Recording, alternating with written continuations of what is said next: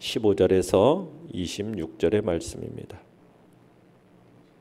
시편 89편 15절에서 26절의 말씀, 우리 한 목소리로 같이 읽도록 하겠습니다. 시편 89편 15절에서 26절의 말씀 한 목소리로 읽습니다. 시작.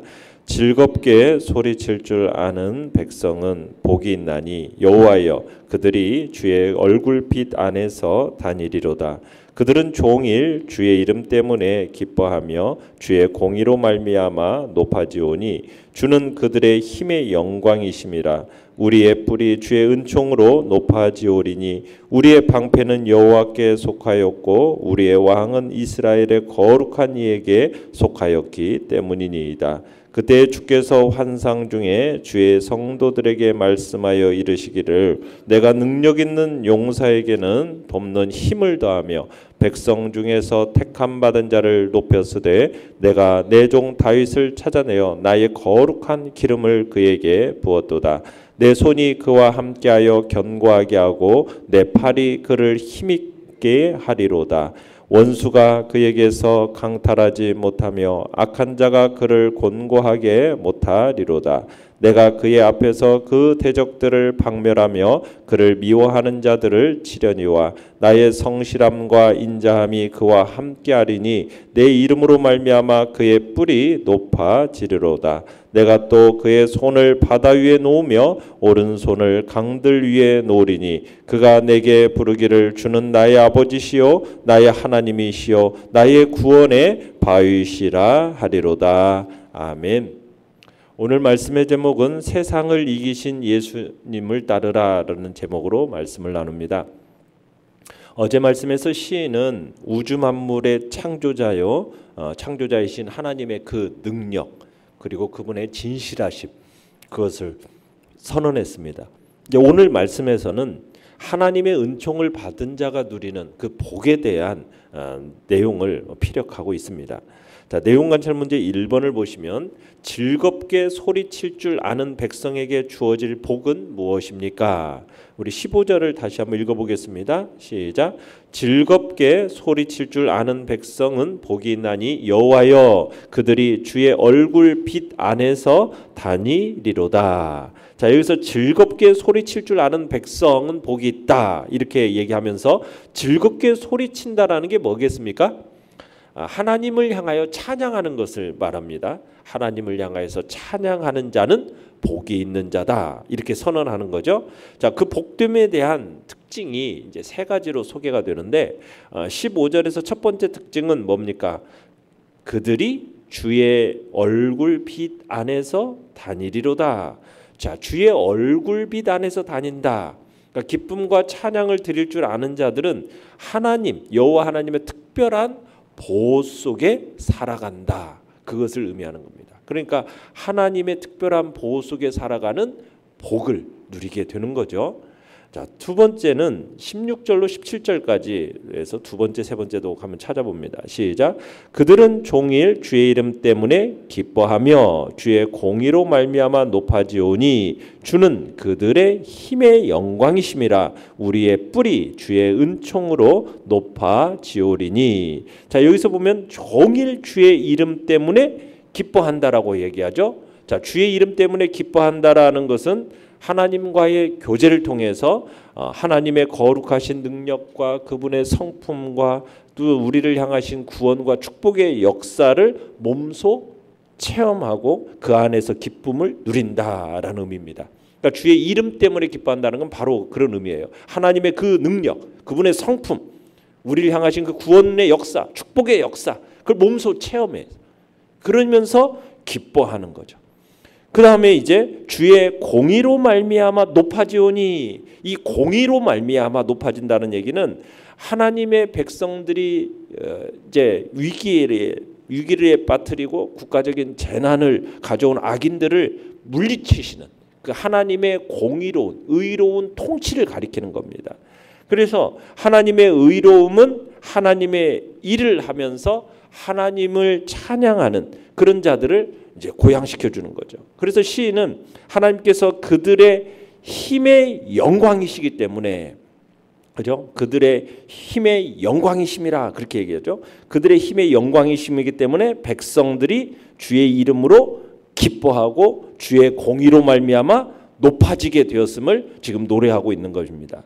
그러면서 이제 또 시인이 하나님의 백성들이 자랑스럽게 얘기할 대상이 다름 아닌 누구냐? 바로 하나님이시다. 오로지 하나님뿐이시라는 것을 강조하고 있는 것이 여기서 이야기죠. 그래서 정말 하나님의 백성으로서 즐겁게 하나님을 찬양하고 소리치고 그분을 높이는 이런 백성에게는 정말 말할 수 없는 하나님의 보호 속에 살면서 또 하나님의 공의로 말미암아 정말 기쁨과 높아짐의 역사가 나타나고 하나님만이 오직 그분만이 이제 우리가 자랑스럽게 할 대상으로서 한 분이심을 이제 우리들이 그분을 찬양하게 됨을 얘기하는 겁니다. 18절 읽어보겠습니다. 시작. 우리의 방패는 여호와께 속하였고 우리의 왕은 이스라엘의 거룩한 이에게 속하였기 때문이다. 그러면서 시인은 이스라엘 백성을 높이시고 힘을 주신 하나님께서 이제 이스라엘의 왕에게 도움을 주시고 그를 당신의 것, 당신의 소유로 삼아 주셨음을 찬양을 하게 되는 거죠. 자, 그러면서 내용같이 2번을 보시면 주의 성도들이 환상 중에 들은 말씀은 누구에 관한 것입니까? 자, 여기서 여기서 말하는 다윗 왕을 가리키기도 하지만 여기서 말하는 다윗은 다윗 왕을 가리키기도 하지만 궁극적으로는 누구를 드러내 보여주는 거냐? 바로 다윗의 자손인 예수 그리스도를 계시하고 있는 겁니다. 자, 19절로 20절을 읽어보겠습니다. 19절 20절 시작. 그때에 주께서 환상 중에 주의 성도들에게 말씀하여 이르시기를 내가 능력 있는 용사에게는 돕는 힘을 더하며 백성 중에서 택함 받은 자를 높였으되 내가 내 종 다윗을 찾아내어 나의 거룩한 기름을 그에게 부었도다. 자, 환상 중에 주의 성도들에게 말씀하였다라는 겁니다. 그러면서 그 말씀한 내용이 이제 다윗 앞에서 우리가 봤던 다윗 언약에 대한 내용을 이제 다윗을 어떻게 해서 선택해서 그에게 그런 은혜와 언약을 베풀게 되었는지에 대한 설명이 이제 쭉 나오는 거예요. 자, 그런데 여기서 보면 하나님께서 능력 있는 용사에게 돕는 힘을 더하셨다라는 표현을 쓰고 있습니다. 자, 능력 있는 용사는 누구를 가리키는 거냐? 바로 다윗을 가리키는 거예요. 다윗.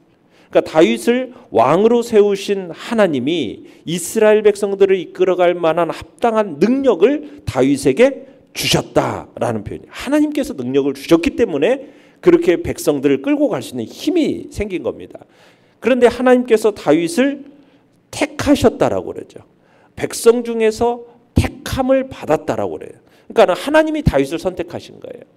그 택함 받는 장면이 사무엘 선지자를 베들레헴 이새의 집으로 보내시지 않습니까? 거기에서 그의 아들들을 식사조대에 초대를 해요.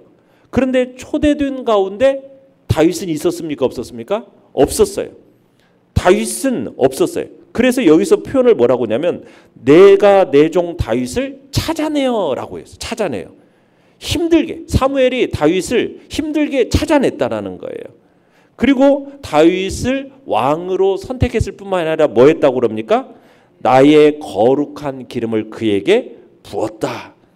하나님께서 거룩한 기름을 사무엘을 통해 부으심으로써 하나님께 거룩하게 구별된 하나님의 사람이 되었다라는 얘기입니다. 그러니까 다윗이 왕이 된 것은 다윗 자신의 어떤 힘이나 능력으로 된 것이 아니라 하나님이 택하여 세우셔서 기름 부은 하나님의 특별 은혜임을 여기서 얘기를 하고 있는 거죠. 자, 그러면서 21절로 22절을 읽어봅니다. 시작. 내 손이 그와 함께하여 견고하게 하고 내 팔이 그를 힘이 있게 하리로다. 원수가 그에게서 강탈하지 못하며 악한 자가 그를 곤고하게 못하리로다. 자, 하나님의 손이 다윗과 함께한다라고 얘기하고 있죠. 그러니까는 다윗이 견고할 수밖에 없는 이유는 뭐라는 얘기입니까? 하나님이 다윗과 함께하기 때문이에요. 그 다윗의 왕권 확립이 다른 어떤 도움으로 된 것이 아니라 하나님의 절대적 도움에 의존되어 있음을, 그래서 실현되었음을 보여주고 있는 겁니다. 그러면서 하나님의 그 강하게 하신 강하게 하심이 손만이 아니라 능하신 팔에 의해서까지도 이제 이루어지고 있음을 나타내고 있죠. 내 손이 그리고 내 팔이, 그러니까는 하나님이 손과 팔을 사용했다라는 것은 하나님이 그만큼 다윗을 얼마나 견고하게 붙들고 있는가, 이것을, 그래서 그를 세우셨는가, 이걸 느끼게 하는 겁니다. 그러니까 하나님의 손이 다윗과 함께 하시고 하나님의 팔이 다윗을 힘있게 만드신 결과 다윗과 그의 왕권에 대해서 어떤 악한 자라도 함부로 어찌할 수 없게 되었다.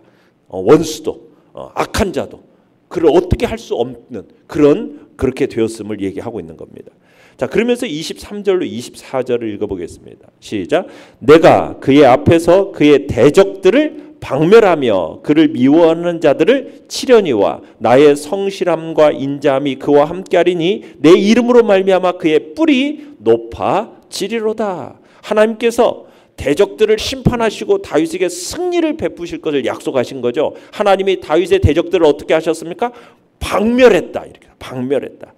두드리고 깨부어서서 완전히 분쇄했다. 진멸시켰다. 지금 그렇게 얘기하고 있는 겁니다. 그러니까 다윗에 대한 어떤 적대적인 자세를 취하는 자들에게 하나님께서 직접 나서셔서 패배와 파멸, 수치를 당하게 하셨다라는 거예요.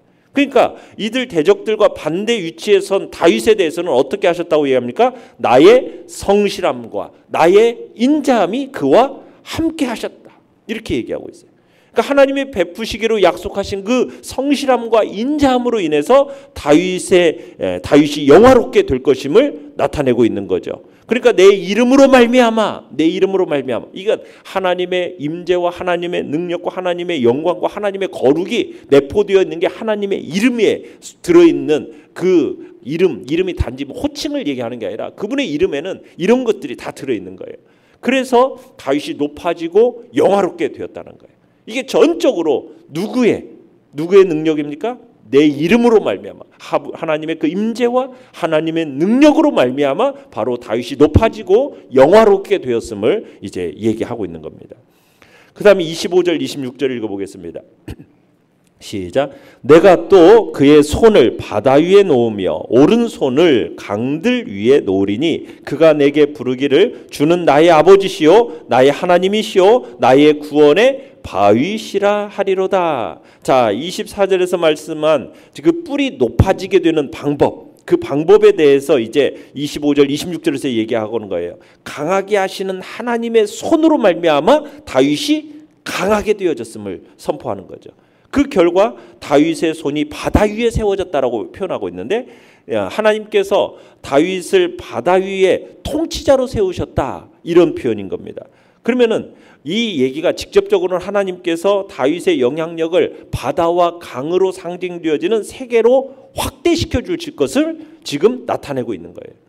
그러니까 다윗과 그의 후손이 이스라엘이 위치한 근동 지역에 있어서 전체 어떤 패권자로 하나님이 세워주신다라는 표현이 바로 이 바다 위에 놓고 또 강 위에 놓는다라는 그 표현에 있는 겁니다. 그러니까 실제로 하나님께서 하나님의 말씀이 다윗 시대에 정확하게 성취가 되었죠.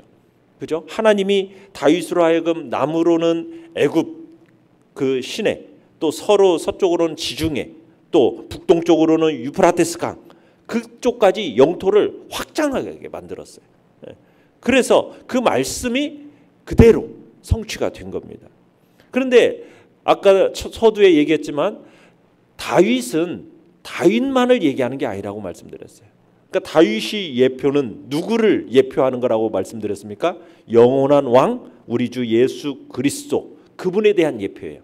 그러면은 다윗에 대한 이 손을 바다 위에 놓고 강들 위에 놓았다라는 이 표현은 뭐냐면 결국에는 예수 그리스도의 왕권이 세계에 미치게 될 것을 예언하고 있는 겁니다.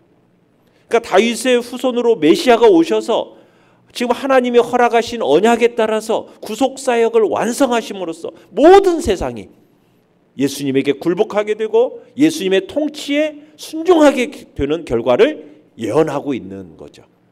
그래서 복음으로 온 세계를 정복하실 예수 그리스도의 미래상을 바로 다윗을 통해서 보여주고 있는 것입니다. 연구한 묵상 문제 3번입니다. 기름 부음을 받은 자 메시아가 하나님의 백성에게 기쁨의 이유가 되는 까닭은 무엇입니까? 자, 하나님께서 바로 예수 그리스도가 원수들과 싸워서 승리하게 하셨기 때문입니다. 위에서 보면은 대적들을 어떻게 했다고 얘기하고 있습니까? 박멸했다라고 얘기하고 있어요. 모든 승리에서 모든 전쟁에서 승리했음을 얘기하고 있죠. 그것이 하나님의 힘으로, 그분의 손으로, 그분의 팔이 견고하게 붙들어서 결국 승리의 복된 역사가 있었던 것처럼 우리 주 예수 그리스도, 그분이 십자가로 말미암아 그 모든 악한 원수 마귀의 모든 세력을 다 깨부수셨어요. 박멸하셨어요. 그죠? 완전 두드려 부셔서 완전히 분쇄하고 전멸시켰어요. 믿으시죠? 우리가 믿는 예수 그리스도, 그분은 모든 전쟁에서 승리하시고 그리고 또 이후에 있을 전쟁에서도 승리하실 분인 거예요. 바로 다윗을 통해서 이 부분을 우리에게 예표하여 보여주는 거예요.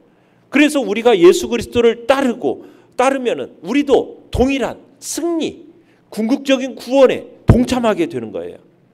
그러니까 세상에 우리가 세상이 승리하는 것처럼 느껴질 때도 있어요.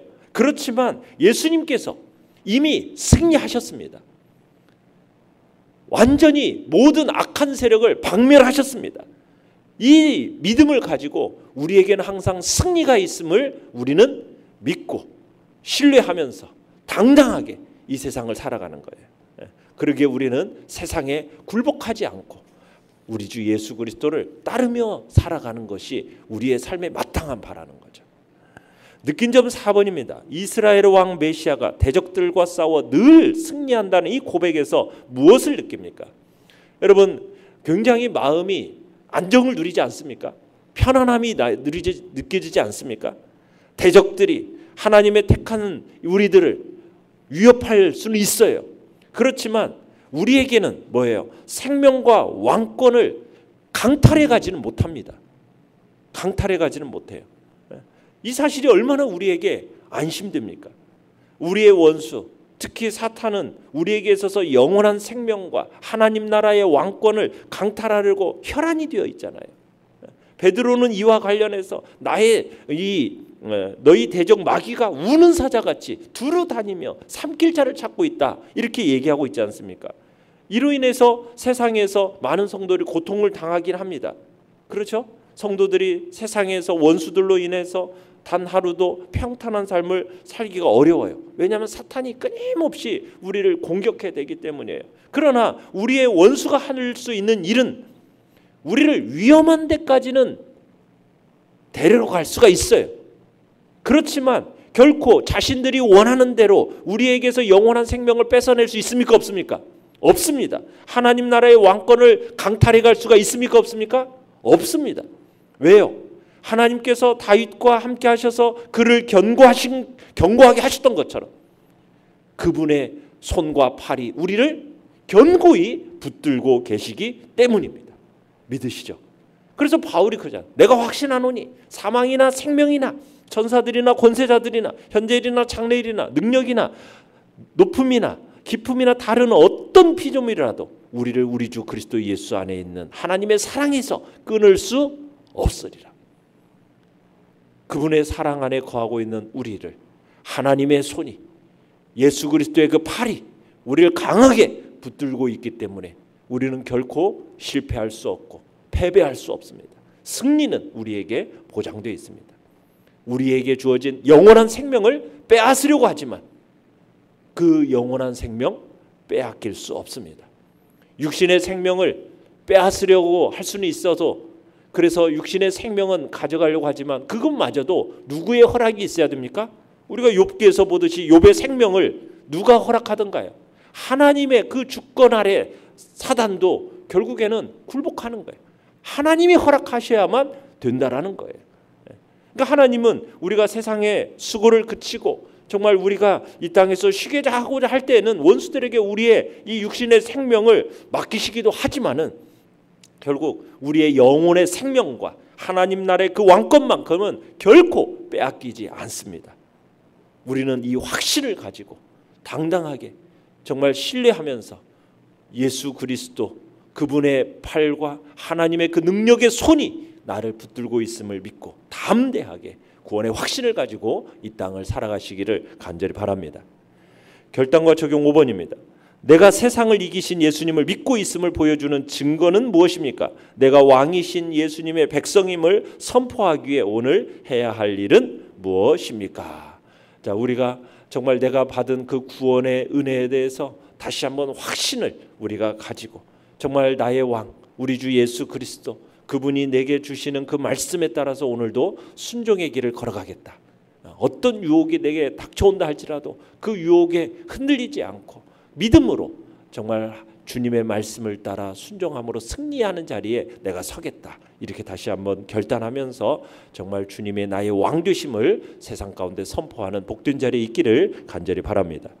오늘의 기도 같이 읽겠습니다. 시작. 나의 왕이신 예수 그리스도를 따를 때 그 어떤 유혹에도 흔들리지 않게 하소서. 아멘.